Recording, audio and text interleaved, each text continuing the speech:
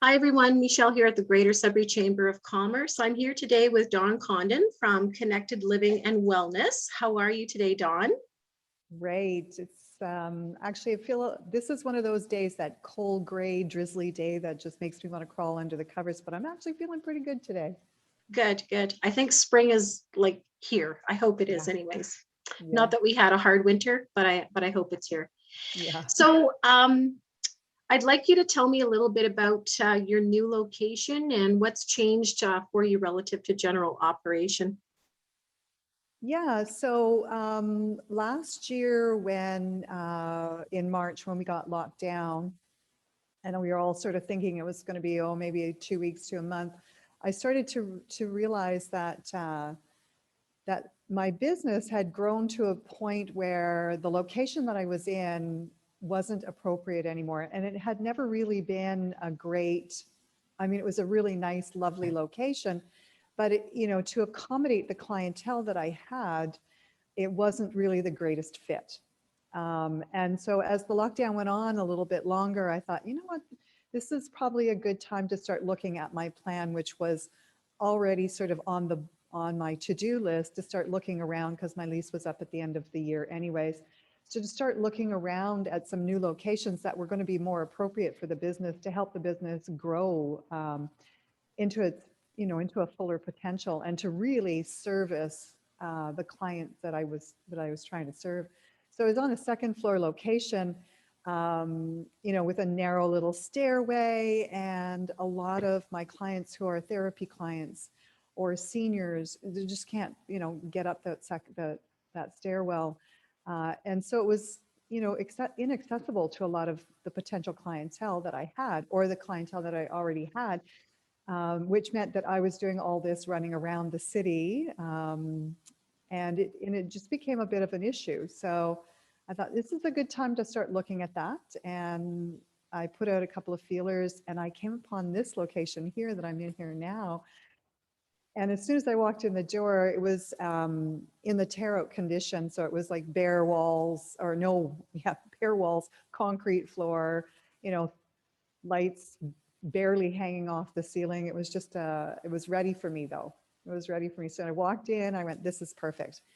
I've moved from a small second studio location around the corner next to Salute to a prime location here on Long Lake Road, with beautiful access, parking, ground floor entrance. There's no stairs, lots of room. I have a small group of wheelchair clients who are coming in for classes, and they fit through the door perfectly. So it's wonderful. This location has just been really, really wonderful. And in moving into this location meant that I had a bigger opportunity, like the studio is bigger, so I can accommodate more people, especially in this time of COVID now. We can spread out, I can have, you know, the same number of people I had at that studio. Well, actually, I can have more than double the number of people that I had at the Right. last studio, but we can spread out, right? So we have all this room around us, which is really wonderful at this point in our, the point that we're in here with COVID. So Um, part of the renovation was also the air, the quality yeah, of air. You did something with that specifically. Tell me about yeah. that. Yeah. When I walked into this location and, in the middle of a pandemic, I realized that air circulation was going to be really important to people. I mean, it is to begin with, but I had windows in the last location and I couldn't open, I don't have the ability to open windows here. So when I was talking to my contractor, I said, we're going to beef up the filtration system on the ventilation system. So we talked it over, we did some research, we got a lot of information back for ourselves, and we installed a HEPA filtration system on the ventilation system that includes the HEPA filters that most furnaces, you can put a HEPA filter in. But we actually put a system on the ventilation system. Then we installed a UV system, a UV light system. We increased the air circulation so that we're talking about hospital grade solutions to an air circulation problem to accommodate, people's comfort. This was really, really important to me. I'm dealing with people as a therapist, as a yoga therapist, I'm dealing with people who have health issues, um, seniors, who might be a little bit more who might be more vulnerable, or just anybody, if you've got asthma, coming into a closed location of any kind can be, a little bit concerning for you. So that was really, really important to me. So along with making it pretty, I went out of my way to look for an accessible location and to really beef up that ventilation system. So yeah, spent a lot of money on it. In terms of your in terms of the classes themselves, so you did switch out to having online classes, and tell me what the difference is between the ones that I see coming in on my social media from, California, BC. What's the difference between your classes and those classes? Like, tell me why. You did touch on it a little bit that you're more of a yoga therapist. So let's talk about that. So, so when, this was always sort of on the back burner as well. One of those plans that, yeah, I'll get to it one day, is to build an online library and have yoga videos available to people online. But then when COVID hit, I realized it wasn't just a matter of having a library online, but having classes online as well. So live classes, so people in the studio and able to access class from their own location, wherever that was. So if they were in Chelmsford or Capreol and, didn't want to come to the South End or couldn't come to the South End, then they were able to still access live classes. And one of the things that I often talk about with people when I talk to them about, well, you can come to the live class, and then, there's sort of sometimes, not very often actually, sometimes there's a little hemming and hawing. Well, I can do a YouTube video. And that's true. You can do a YouTube video, and there's lots of free stuff out there, and there's lots of good stuff out there. But there isn't a teacher there who understands you, who has seen you, who has talked to you, who knows, that you might have a cranky knee, or, that your kids are like driving you crazy because they've been locked in the house with you for the past year, and online learning. They don't know that you might, spend a lot of time on your cell phone like this. And because, if they can't see you, they might not be able to assess that. So as a yoga therapist, talking to people to say, okay, let's look at what's appropriate for you, as opposed to just doing a yoga video, which, if you're a beginner and you pick the wrong video, it's very easy to hurt yourself. So I really spent a lot of time talking to people and really getting to understand them so that I can recommend what's appropriate for them. And that includes my own schedule, like, no, this isn't going to be appropriate for you. Yes, this will be. Let's create a little schedule so that, you're not doing things sort of back to back where you're going to aggravate whatever it is that you've got going on in your hip or, your low back. So I spend a lot of time with people individually, just really understanding their needs and making recommendations based on that. You won't get that from a big packaged video like Peloton. They just want to sell you their videos, which is great. Like, that's a great model. They don't know you, right? So, and, so it's easy to hurt yourself on any of these videos, whether it's, a Peloton or, YouTube or, so that concerns me, because when people injure themselves, then they tend to drop out of that activity. Yes. So if you're doing kettlebells, for example, and kettlebells might be appropriate for you, but if you don't have somebody there to help you or to say, oops, let's fix this, you're letting your back bow, and that's probably not a good thing when you're swinging a kettlebell around. Absolutely. We want to make sure that you are in good form, and because we want you to exercise, we want you to stay moving and active your whole life. This is this is about quality of life. This isn't just about, oh, I'm going to do this to, fit into my bathing suit in the summertime. Yeah, I want you to do that too. But for me, this is about your quality of life, right? You're exercising and active so that you can have that really good quality of life. So you can get down on the floor and play with your kids, so that you can,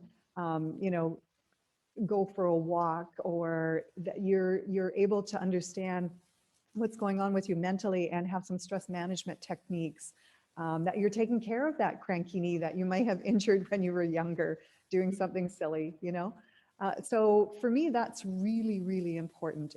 And the fact that I live in this community means that you can call me and say, hey, I'm thinking about this YouTube video thing. What do you think? Right? And as a small business owner, that's so important to me. You can call me. You know where I am. It's easy to find me. If you bought a YouTube or a Peloton, try and get on the phone with them and say, "Oh, I hurt my knee. Well, really sorry to hear about that. You should go see your doctor or a physiotherapist." Click. Right? That's not going to happen here with me because I live in this community. And so I'm going to run into you in the grocery store. So if you hurt yourself in my class, like, ow, Mhm. So it's really important to me to keep people, their health and their wellness utmost front and center, because I want you to be doing this for the rest of your life. Right? You've expanded a bit as well.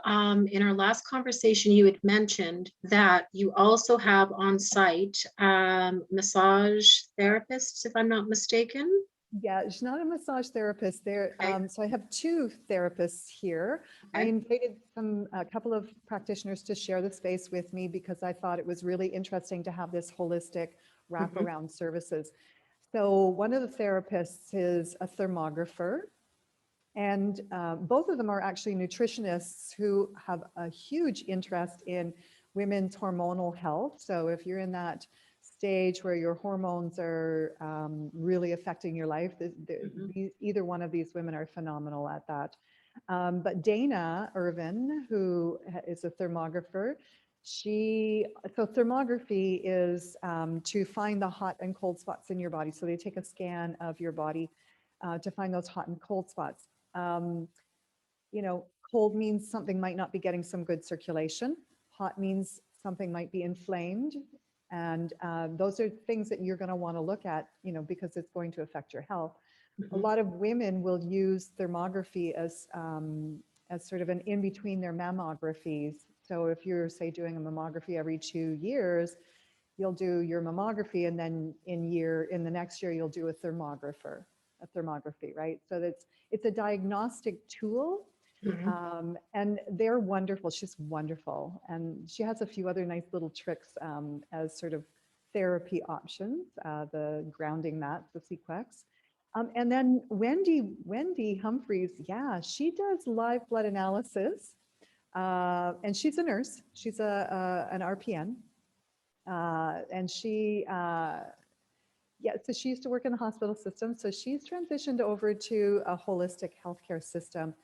She does live blood analysis, and it's really fascinating to see what she does with that, because understanding what's going on, because your blood brings, you can't live without it, right? If we're leaking blood, we die.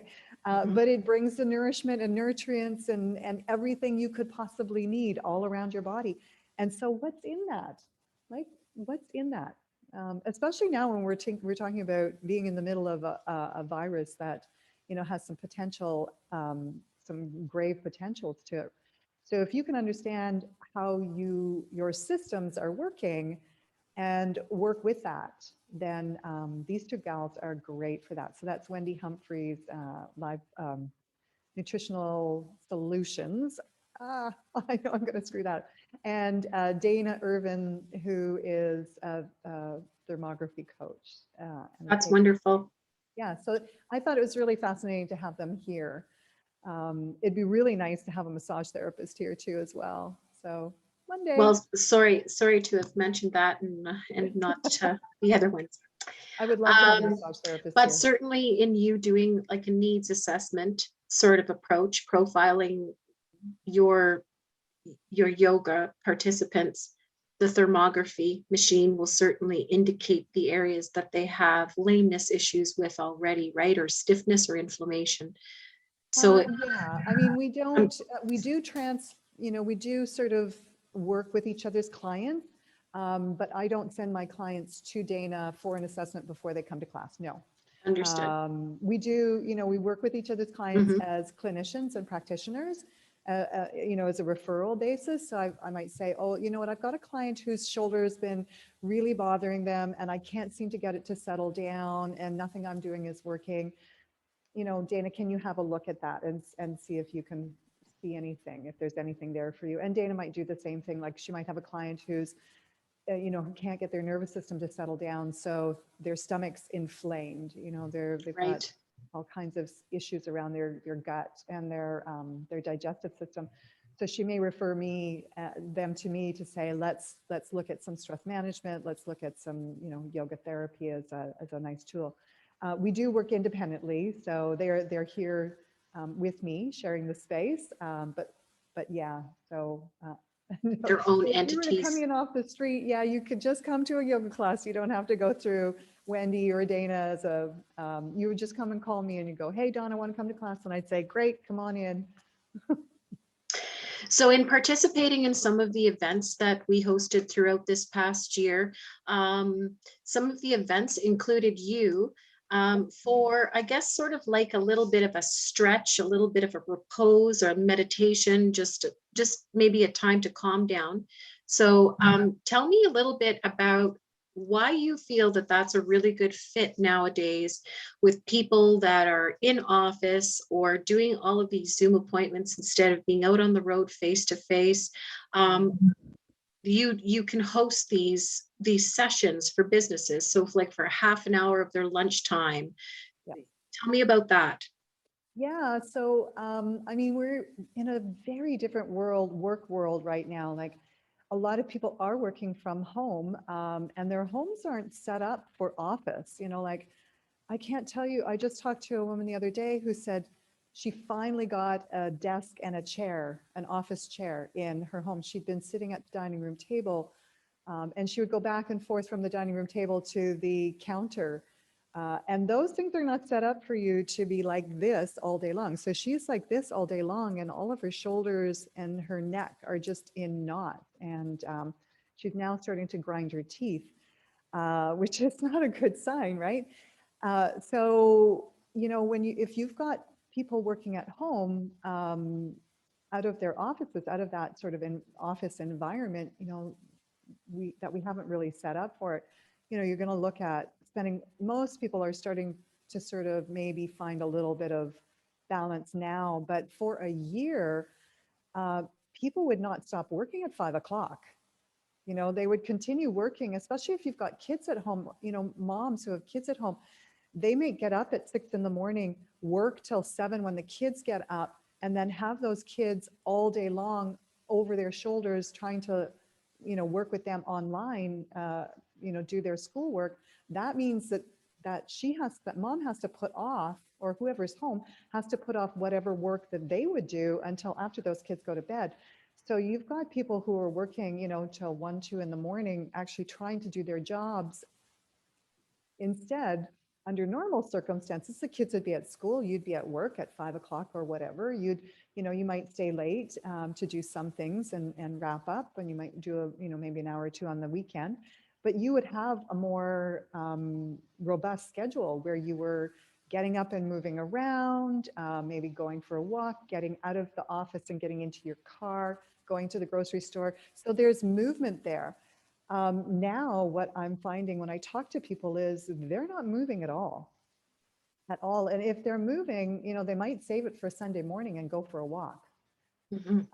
And that concerns me because now we're talking about, fatigue in a very different way, stress in a very different way, and bodies that are not designed. We're not designed to sit like this for long periods of time. We're just not.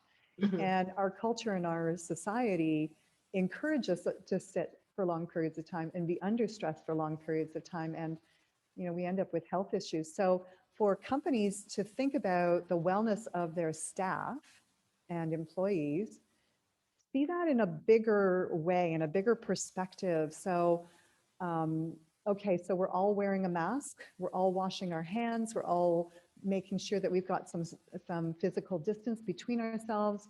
You know, maybe we might be staggering in and out times, and that's great. But your health is a bigger picture than just that, right? So your immune system is affected, directly affected by your stress levels and your body's capacity to move and be active. Those are huge determinants of health, um, and your immune system. So, you know, for Completely companies agree. to consider seeing their employees and their staff health in a very holistic way, in a bigger picture way, means that, yeah, you can, like with Laurentian University, for example, I just finished a contract with them now that um, they've got some of their own problems on the right now. But we would do wellness breaks. You know, we had a dedicated yoga class time once a week. We had a dedicated meditation time once a week. And then we had some smaller wellness breaks over the course of the week where I would pop in for 15 minutes and we go, okay, everybody put your pens down, move away from the keyboard, and we're going to do a little bit of stretching. We're going to do some breathing. We're going to do a check-in, and then we'll move back into our day again. Mhm. So yeah, it was a huge, and I've done that for actually several organizations and companies around the city. So, but I was just using Laurentian as one example. But yeah, it's very. I think it's It, really important, right? it does. Well, so I had taken part in them, and it clears your mind partway through the day. And instead of it being, a walk around the block or something like that, um, just getting up and moving in your office and learning how to do, if you're limited, that you've got bad knees or whatever it is, or you don't want to get down on the office floor, you can Mhm. certainly do some stretching exercises where it makes the most difference, right? Because we're like this. Yeah, So I enjoyed it, and it was very refreshing. It's yeah, almost like, instead of drinking a coffee, you do this kind of just this little this little thing that's good for you, you yeah. know? And for me, so to sort of remind people that yoga isn't about taking your leg and wrapping it around the back of your head. And so when we're looking at sort of doing a yoga practice in, the middle of your workday, um, it's appropriate to where you are. I mean, Mhm. lots of us, if we're at home working from home, we don't have a yoga studio set up. You're in the middle of the couch on the coffee table, or you might be on the kitchen floor, right? Mhm. So, for that, I keep that in mind. We're not doing handstands. First of all, that might certainly not be appropriate for a lot of people.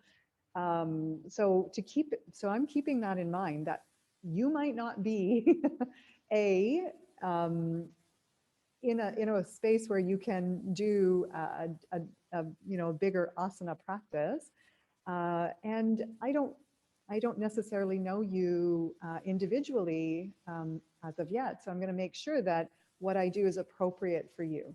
Mhm. So we're not doing Absolutely. crazy things. I don't do that here anyways. My stronger practitioners, we rarely do. I think I've done a handstand with my practitioners in the last year once. So my stronger practitioners, I should say. Very good. Yeah. So, is there anything else you'd like to add to this member spotlight that we're doing? Yeah, I'm not sure. I think the chamber has been a really great resource for me this past year to call out of the blue and say, like I'm struggling with this. I don't know where to go looking for that. The newsletter that I get from you guys every week, or I think I get a couple of in the week. Yeah, twice. Um, yeah, twice a week. Yeah. No, So no, they twice a month, actually. Yeah. twice a month. Okay. Yeah, so sometimes I'm getting to a bunch of them all at once. Yeah. So it's been a really great resource for me. So I'm really grateful. Thank you for you guys being out there and advocating for small business, and not just advocating here in the city, but advocating with the province, and being a force, for small business here. Yeah. Thank you. Supporting It local. oftentimes goes unnoticed, so thank you for the mention of that. Yeah. Well, I appreciate that. right? So this is my Yes. local chamber.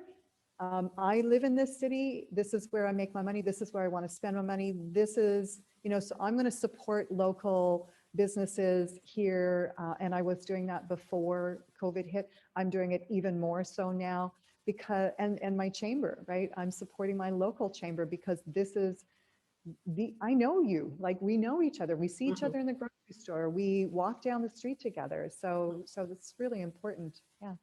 Well, an investment in the chamber, it's our slogan. An investment in the chamber is definitely an investment in the community. So thank you for that vote of confidence with this Greater Sudbury Chamber of Commerce. And thank you for this spotlight interview. Hopefully a lot of businesses will take on the noon sessions, even perhaps schools if they return. Maybe schools will sort of get into the whole yoga practice, and of course the male demographic as well, because like as you said, it's not about putting your leg up around your head. There's very good stretches for athletes, for anyone really, and you certainly are catering to those who might have breaks or injuries. And so it's good to know that you're doing a complete body approach to things so that people are not further injuring themselves or trying to take on a practice that's too sorry. I was just saying, yoga is for everybody, right? It's not just for the select few. It's not, you don't need to be flexible to practice yoga. Like, it's not about that at all. And if flexibility is something that's important to you, and it is important to us in quality of life, then what better way to get flexible than to practice yoga? Yeah. So absolutely. Okay, well, thank you, Dawn. So this is Dawn Condon from Connected Living and Wellness, and I'm Michelle at the Greater Sudbury Chamber of Commerce. Thanks for taking the time today, Dawn. Thank you for inviting me.